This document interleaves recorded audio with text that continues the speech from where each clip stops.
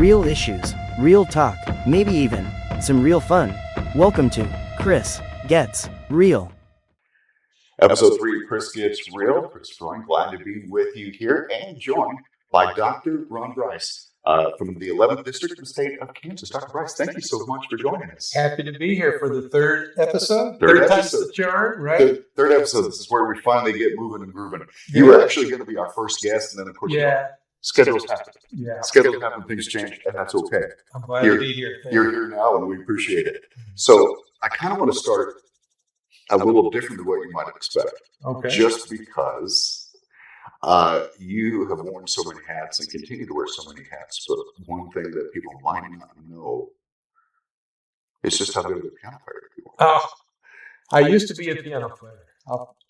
Once a piano player. And you're a pianist, piano player. But once a piano player, always a piano player. Yeah, well, I'm teaching my grandchildren now, so that's very fulfilling.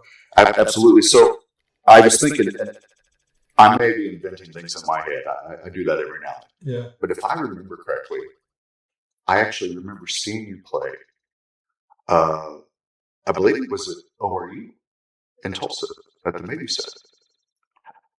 I mean, for a group called the Arnolds. Am I correct? Oh, you're very, yeah. I used to play, well, actually, I'm a physician now, but when I started college, I started off as a piano major because I wanted to be a composer. And then just through a series of things and prayer, I felt like the Lord was calling me into medicine. But I initially played the piano here in Coffeyville. I played for many groups, Southern gospel groups. There used to be a black group. I say majority black. I was the only white guy. Yeah. But Inspirational Voices, and we traveled around. Renee Martin was the director. But when I was in medical school, I took more or less for a distraction. I traveled on the weekends with a Southern gospel group, and I played the piano. It was the Arnold family, and we were usually the opening act for different Southern gospel groups. The Happy Goodman family and different groups like that.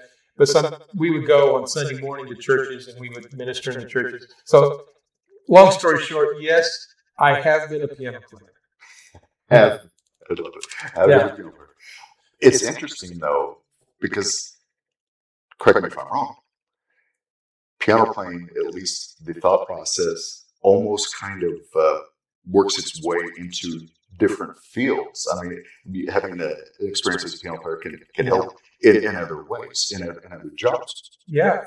In fact, one thing, I'm glad you mentioned that. If you poll physicians, an amazing percentage of physicians are musicians. And it amazed me in medical school how many people play the piano, play guitar, were recording artists.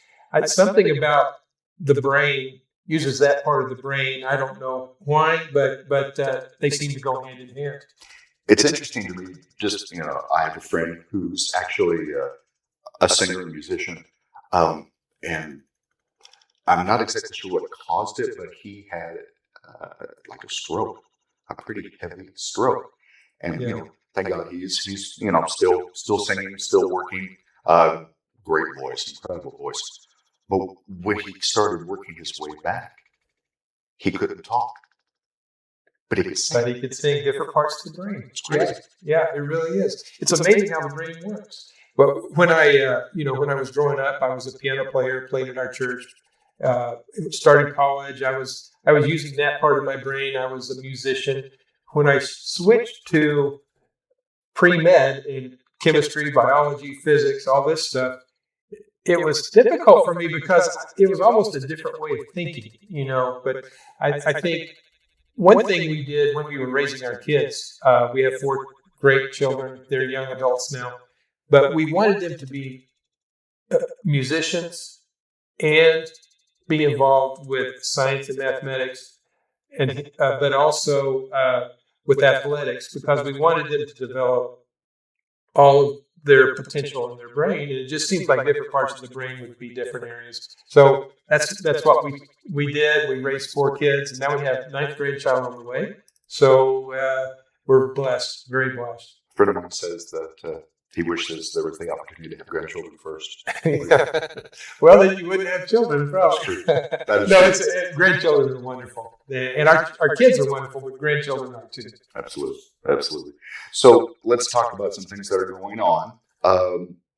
Running unopposed, so you will be back in the session. A lot of people are very, very happy with that, myself included, just because I know you've been working hard to see some things change and just working hard to make sure that everything is as it's supposed to be in the House. Well, let me slightly correct you. Please do. I'm not unopposed. Okay. In the primary election, I'm the only Republican running, but in the general election in November, I do have a Democratic opponent. Gotcha. And I am running. I never thought I would be in politics. I never thought I would be a state legislator. But about 3 years ago, the opportunity arose and I ran and won. I'm very, very grateful. And I didn't realize how much impact the state legislature has on everyday life. You know, we turn on the TV and watch cable news a lot of times, and you think Washington, D.C. is the center of the universe. It's Republican versus Democrat, the congressmen and the senators in Washington, and there's these fights, and you think, oh, that's where all the action is. But really, for everyday life, more local legislators really impact lives. Here in Montgomery County, Coffeyville, Independence, Cherryville, Deering, that's my district.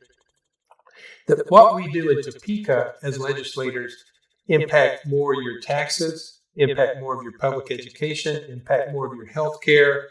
A lot of issues impact more than in Washington, D.C. We're just not on cable news and clickbait on the internet. But really, that is a very, very important thing. I take that very, very seriously. I am very involved in health and healthcare in the House of Representatives because that's my background. But also involved with taxation because I'm on the tax committee.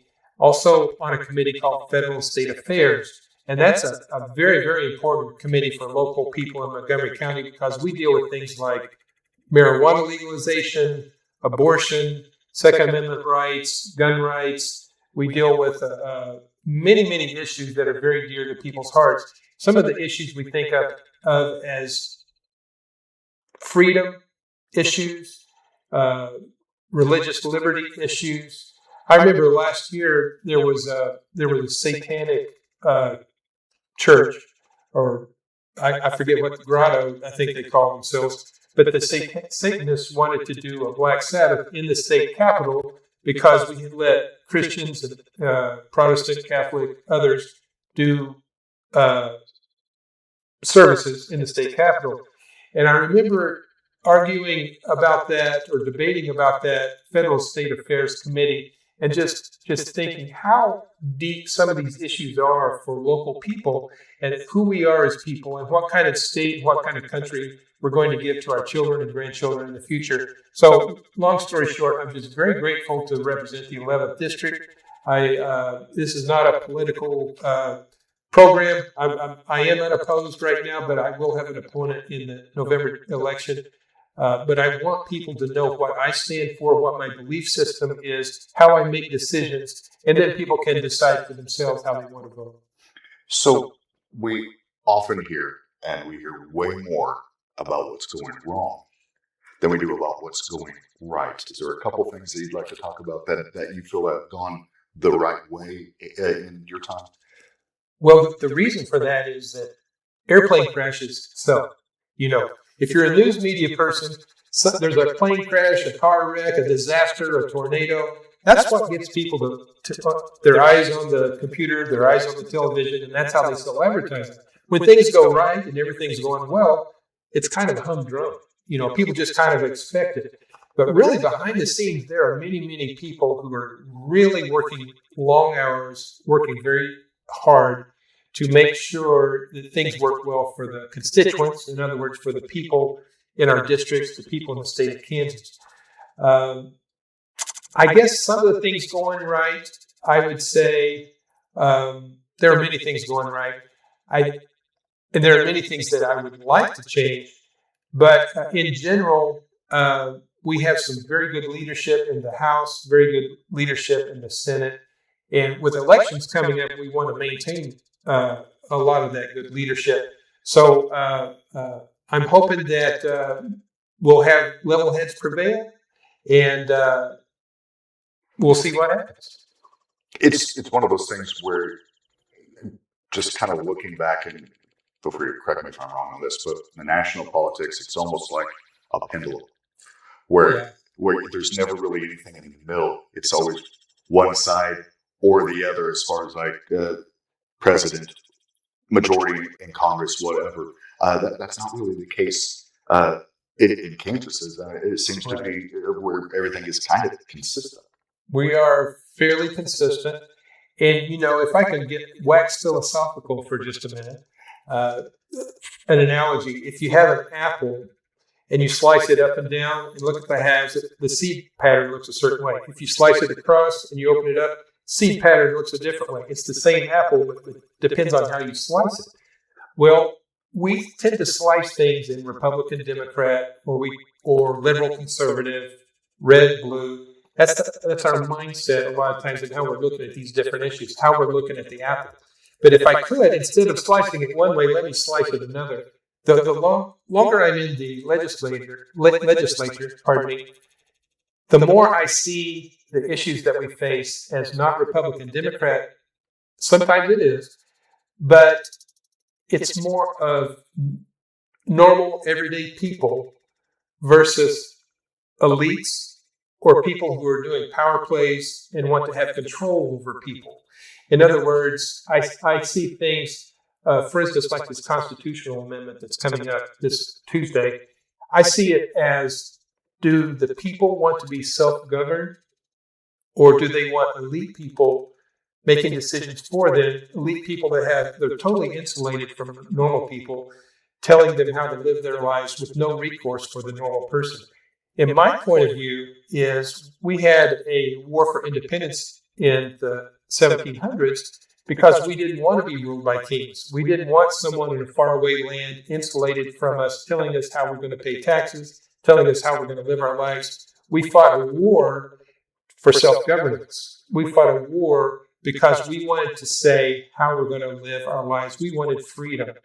And a lot of the issues come down the line. This Amendment Tuesday, it just comes to mind because it's a decision on, do we have a say in how we're going to be governed, or we let basically 5 attorneys define what the Constitution is, literally make up parts of the Constitution and dictate over us how we are to live our lives. To me, it's a no-brainer. And a lot of issues, if I could talk about national politics a little bit, you might have seen this week, Dr. Anthony Fauci was before a Senate committee. Senator Paul had him on to talk about his COVID response and the things that went on during COVID. And it was just very eye-opening to me. I watched part of it, and I realized Dr. Fauci, for good or for worse, he's part of the elite. He's part of the people who know better than us or think they know better than us. They're going to tell us that we have to isolate ourselves, that we can't visit relatives who are dying of COVID, that we have to wear masks even though masks have never been proven effective. What we can and can't do, we have to get a vaccine. These elite people that tell us how we need to live our lives. And I don't think people like that understand that normal, everyday, tax-paying people want to have freedom to decide for themselves. They want to have a voice. An individual may not have a big voice, but together, we the people need to have a voice to dictate or to say how we're going to live our lives, and so when we don't have that in the Kansas Supreme Court and they're all insulated from us, to me, it's going the wrong direction against what we fought for and won in the Revolutionary War. We need to have we the people having a say-so. And so issues like that, cutting the apple, elites versus what I call normal people, or maybe not normal people, just everybody else. I see that dichotomy informing me in a lot of the decisions that I make. We did, after COVID, for instance, in the Kansas legislature, we passed some laws that greatly restrict public health officials from imposing burdensome things on local people without their approval. For instance, when COVID was here, like we said, if you couldn't go to church, you couldn't go to work. For some reason, you could go to a liquor store, but you couldn't go to work, or couldn't go to church. And so the people need to have a voice. And I hope and pray that we, the people, we, the normal, everyday, tax-paying people, don't want to give up our freedom, our right to self-govern. And we just have basically a 5 out of 9 committee members deciding our fate and our children's fate. So that's my mindset. Is maybe a little different than the Republican Democrat. I understand there's a lot of issues where there's conflict politically, but it's deeper than that for me. That's not why I got into politics. I don't want to do Republican Democrat fighting. I want to stand for issues. I want to be able to say what I believe in and stand up for normal, everyday working people. And that slices a little differently than Republican Democrats sometimes. So that's just in a nutshell how I approach things. Today, or the key word for today, or the word that people love to use right now is transparency. Mm-hmm. Transparency is pretty important. I mean, basically, it is. It's very important. But how can you be transparent? Because there's some things I know that can't be talked about, but being as transparent as possible while keeping important things, under wraps. That's got to be hard to do. People, another word is authenticity that people throw around a lot, especially people, I'm older, but younger people, they talk about authenticity, and you can sense when someone's authentic a lot of times. And I think we need to err on the side of being real, being authentic, being transparent. There are things like national security interests and all that you can't talk about, some issues. But 99% of the things we need to really let people know what's going on. And back to this amendment issue that people are voting on Tuesday, did you know, Chris, that we've had 2 Supreme Court vacancies in recent months? Do you know who filled those vacancies? No, Do you know who left Supreme Court? No, nobody does, because there's not transparency. There's not accountability to the people. So that's the kind of thing where we need to have accountability. We need to have people who are governing over us have accountability to us. That's the whole reason that we fought the war for independence, and that's something I feel very strongly about. It's interesting, authenticity. I'm finding that word is being used pretty much everywhere, and it's not just political, local or national, but it's even moving into like the music industry, where younger people, especially, are caring less about a genre. They don't care whether it's country, rock, whatever. They're starting to follow these artists because they're authentic, and I find that interesting. Let me ask you, you're a musician. What do you think about AI music? I heard that there was I don't follow the Billboard charts and all that, but a while back there was a country song apparently that was totally written and performed by AI, and it hit the charts. To me, that's the epitome of not being authentic. Right. What would you say about that? Couldn't agree more. I understand that you can almost even take it to where they're using tracks along with their musicians, so they're using background vocals. I don't particularly care for that either, but sometimes you have to have that. Well, you do what you got to do. You do what you got to do in the budget that you have, really. Yeah, churches do that. I enjoy the music part of church being live music, not a tape or a electronic music production. Right. I'm an old guy, but I kind of like the live performance. Absolutely, live performance is best. But sometimes, and I'm just going to use Steve Perry's "Oh Sherry," if I may, as an example. Yeah. You know how many keyboard parts there are in the beginning of that song? I have lost count. So if you're going to play that live, exactly how it was recorded, you would probably need 4 or 5 keyboard players, maybe playing duels. I don't know. And so I understand there's times when you have to have tracks, but AI, there's too many great musicians out there who can perform it or record it and not have to be AI. And that's just me. I understand it, but it's almost making the music industry too perfect. I think that's why people sometimes like vinyl albums rather than digital. There's something about a richness of a record player playing through actual, system speakers. And there's maybe a little warp, or there's a little, you know, imperfection in it. Like I still listen to some hits from the '70s, and you can hear there's a little blip or something in one of the. And it's something that was a chart buster back then, but it had a little imperfection in it. But people, that's part of the authenticity. And I think in the future, for my children and grandchildren, it's going to be harder and more difficult to know what's real and what's not. Because with AI, AI can make a video, and for all intents purposes, it looks like it's a real video. You can make people look like they're saying things. You can make photos. AI can make a photo. I saw a photo. Asked AI to make a picture of the founding fathers, and it was minority people, Asians and females, as founding fathers in this AI generated photo. See, totally inauthentic, but for AI and for artificial intelligence, there is a certain political view a lot of times, but you really can't tell what's authentic and what's not, what's real and what's not. And that's one thing that worries me a bit, especially as children are being educated more and more by AI in public schools and homeschools.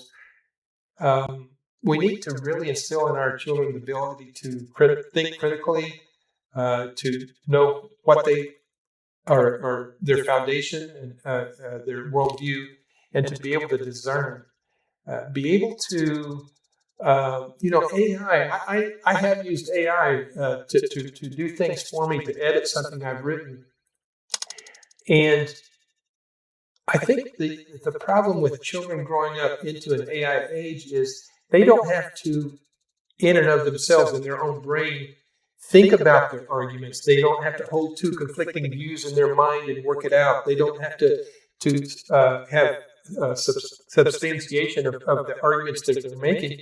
They can just put it in AI. AI will spit it out. So I kind of hope that our children, grandchildren will be able to develop the ability to think critically and to come up with their own ideas. And that's the brave new world that we're headed into. But we'll see how it plays out. Well, we're talking about AI in general, AI in music, but if I'm reading correctly, AI is even starting to kind of make its way into the medical field, isn't it?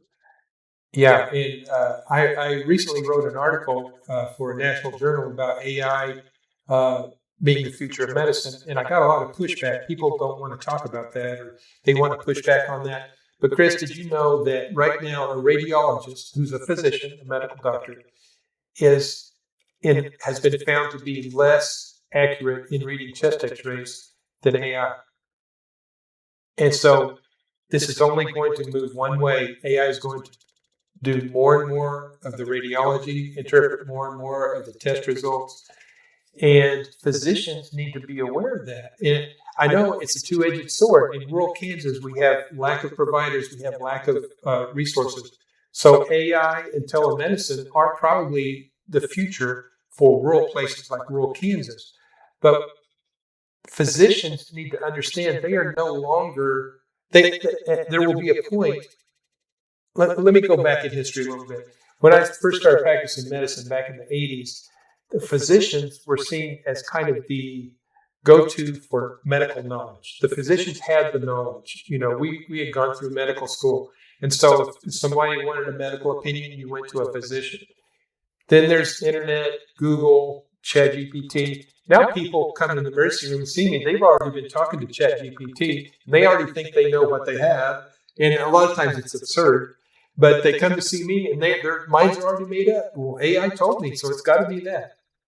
So the physicians are not seen as the fount of knowledge or medical funded knowledge. And that's going to be even more so, where not only will physicians not be the go-to people for medical knowledge, but it's beginning to be physicians won't be the go-to for medical decision making.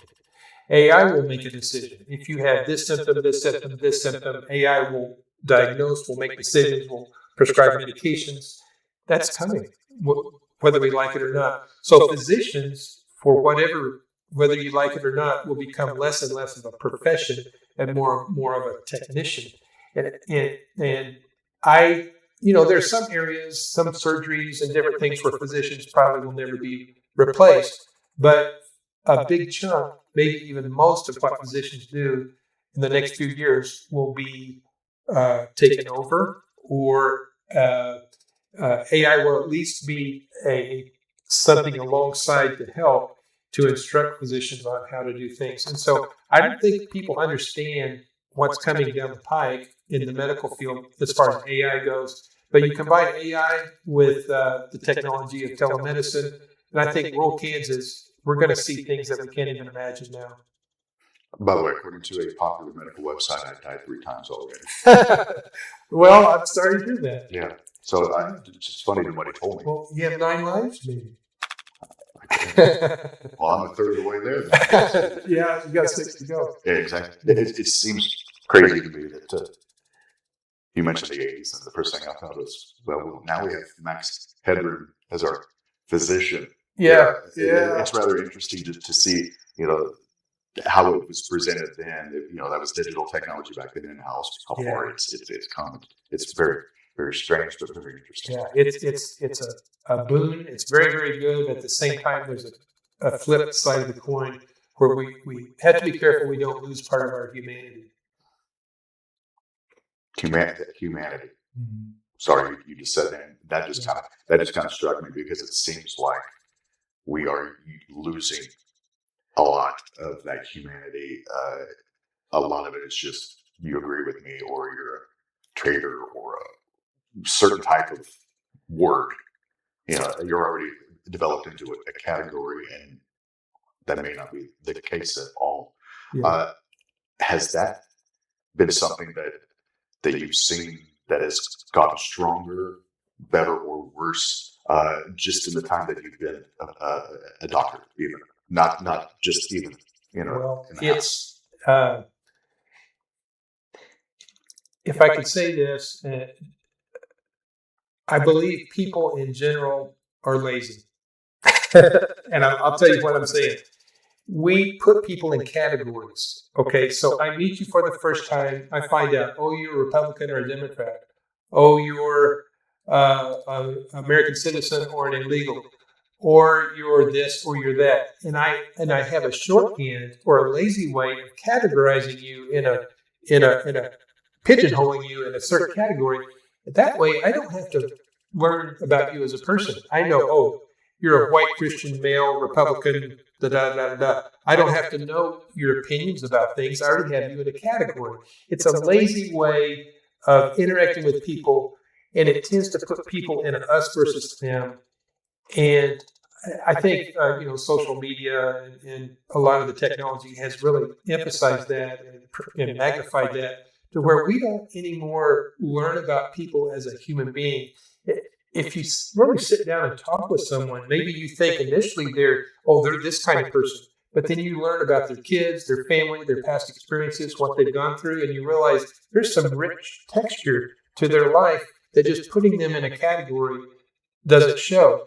And so I think the shorthand or the lazy way of dichotomizing or making people into categories really does a disservice for us as human beings interacting with each other. We don't get to know each other, and there's a richness of life that I think we used to have more of back when I was younger that we've lost now because we just use this shorthand way of interacting with people. It's interesting going on the road now versus... and 10 years ago, sorry. That's felt old. Time flies. I just got ancient there for a second. Yeah. But I mean, just the people that see me now would have never guessed that even a year ago, this was longer and less gray. Yeah. Color.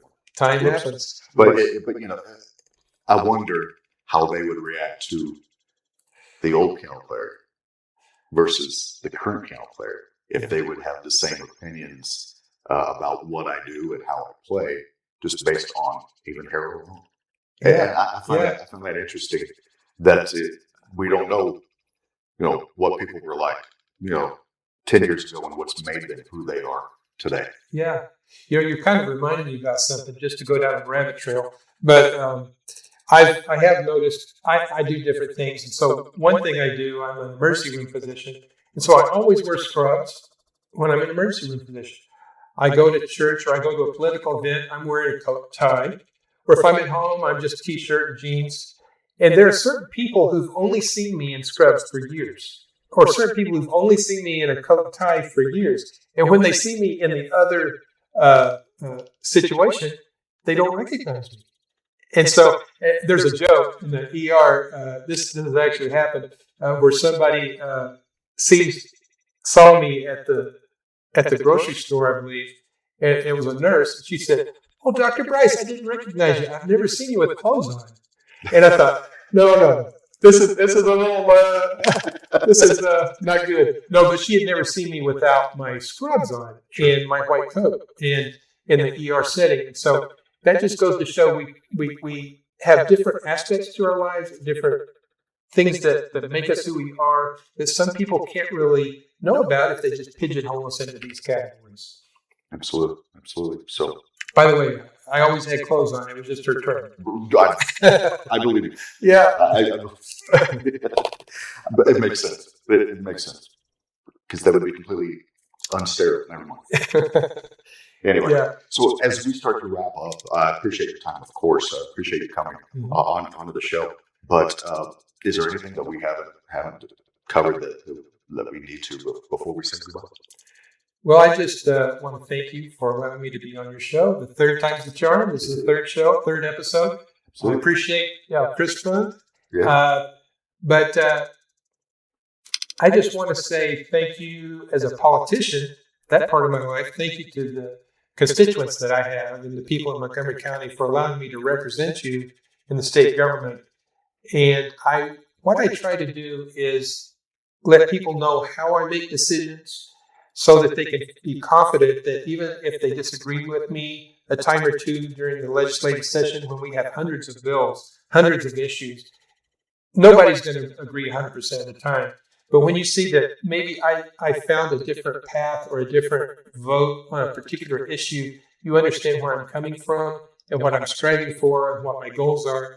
And so I want to always be true to God, my Lord and Savior Jesus Christ. I want to stand on Judeo-Christian principles that this country is founded on. And I want to be honest.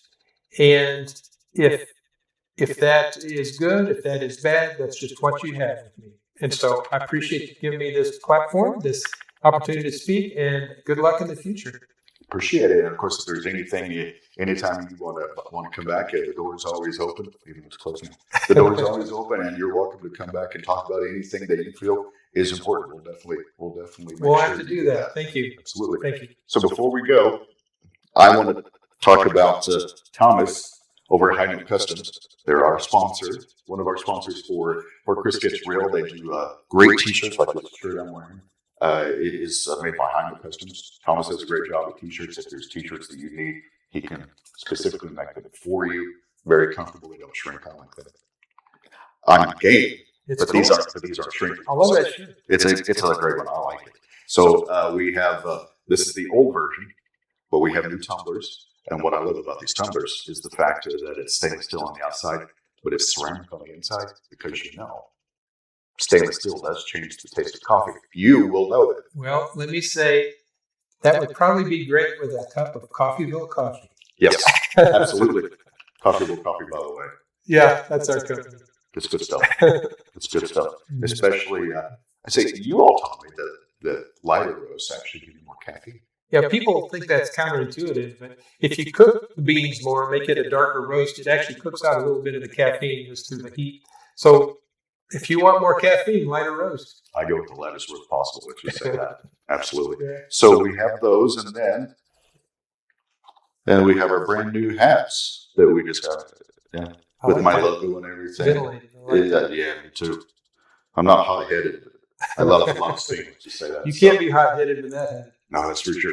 That's for sure. So, High Note Customs, you can find them on Facebook, and get all the information from them. Thomas is a great guy, and he does really high quality work, great prices. Go check him out. Hino Customs, a major sponsor of Chris Gets Real. So there you have it. Dr. Bryce, thank you. Thank you. Thank you for joining us. Episode 3, Chris Gets Real. See you.